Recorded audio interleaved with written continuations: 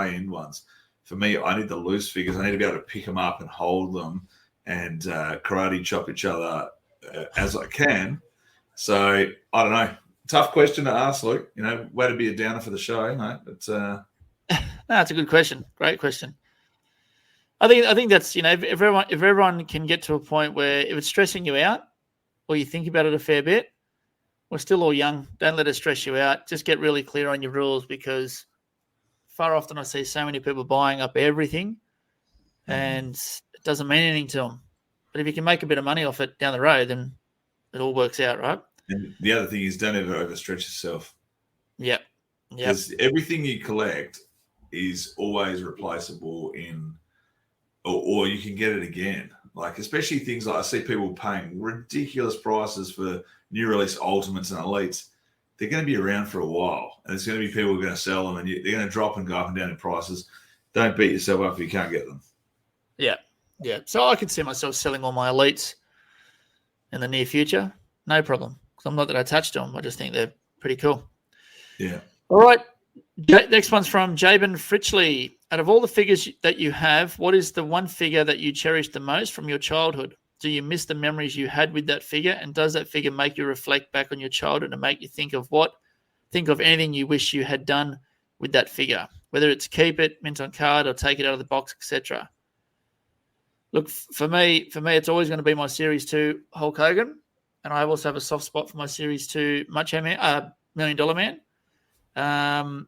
No, I don't regret taking him out of the box, because that was part of our childhood, right? You had to play with him and have fun. But one thing I did do as an adult, they were one of the first two figures I got graded and mint on card and with a high grade. So very proud to have them all cased up and on display. Yeah, for me, it's my Hulk 1 and Warrior 1 Hasbro's first two figures I bought myself. Toy World Kalgoorlie out in gold mining country town out. And imagine that Hasbro's made it to the middle of the desert here. Yeah. No distribution problems back then? No, not at all. And I still remember my nana taking me in there on the end of a trip out there for a school holiday trip and said, oh, well, you might as well spend your spending money at the toy shop because we've finished our trip. And I knew I could only afford 5 Hasbro's, but Warrior 1 and Hogan 1. And 5 was still great. There was nothing wrong. And the other thing, I reckon, our generation, we grew up wanting these things but not getting them. So there's a longing for wanting them. Whereas my kids, they just bloody get everything and they don't care. They pre-order. Like they say, oh, can we have that? And I'm like, yeah, whatever, you just go get it.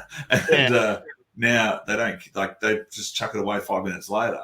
So there's no anticipation. There's no anticipation going, are they going to be at the stores yet? Because you had no way with the no internet.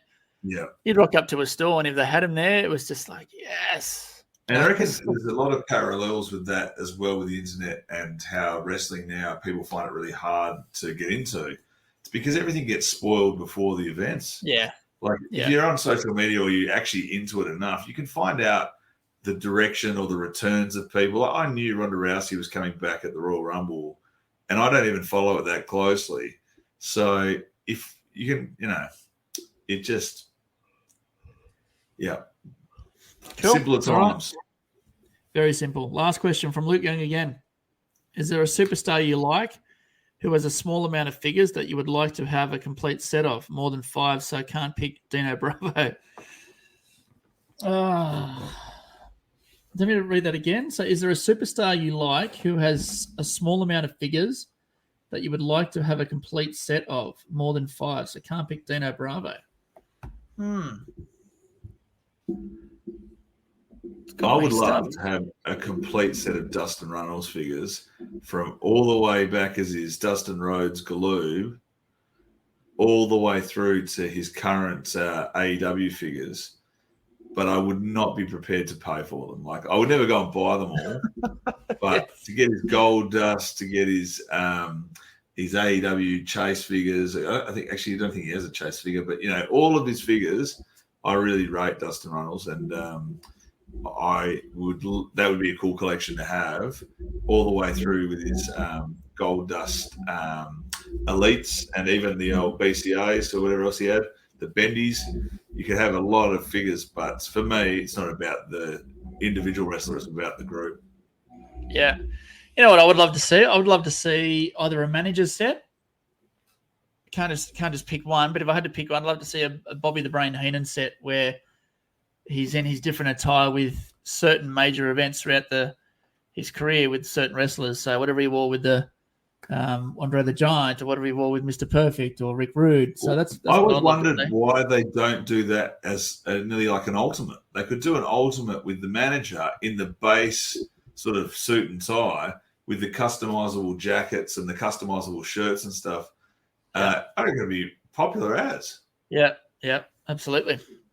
Well, that was the last question, mate. So I think for me, question one, that was a real good one.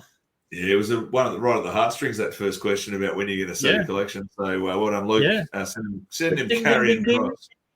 We have a winner. Well done, Luke Young. Send me your details, and Jeff will get that carrying cross Elite 85 into your hot little hands. Beautiful. Right on schedule. Smash the time out of the park once again, Chris. That's a good show tonight. No, it's just a great show. Super busy at the moment, so people who are messaging me about things to do with the page, and James, just be patient because we are both incredibly busy. Message Brett. Brett's the new admin. Message him and ask him to do anything. Good to see people sharing things in the page. Keep up the communication. Keep up the fun. Don't take yourself too seriously. And one guy, I won't say his name, but somebody reached out to me the other day and just asked a few questions about giving somebody a refund because of a package missing. And I really rate people being sort of professional. Like, they don't want to dud anyone, but they want to make sure they're doing things following the right process. So you can always ask those questions. James and I are always happy to help. And don't ever issue a refund until you've either been paid by the post office or you've been refunded by the buyer. Yeah, sorry, absolutely. You've got your parcel back. Absolutely. I just want to have a cheeky little shout out here. I've actually got a Series 5 Hogan 85 Hasbro that I'm selling. I've got a Hogan mailware that I'm selling. I know they're big ticket items, but if you are interested, happy to organise a payment plan. Take as long as you want. In no rush to sell. I just want to get rid of them.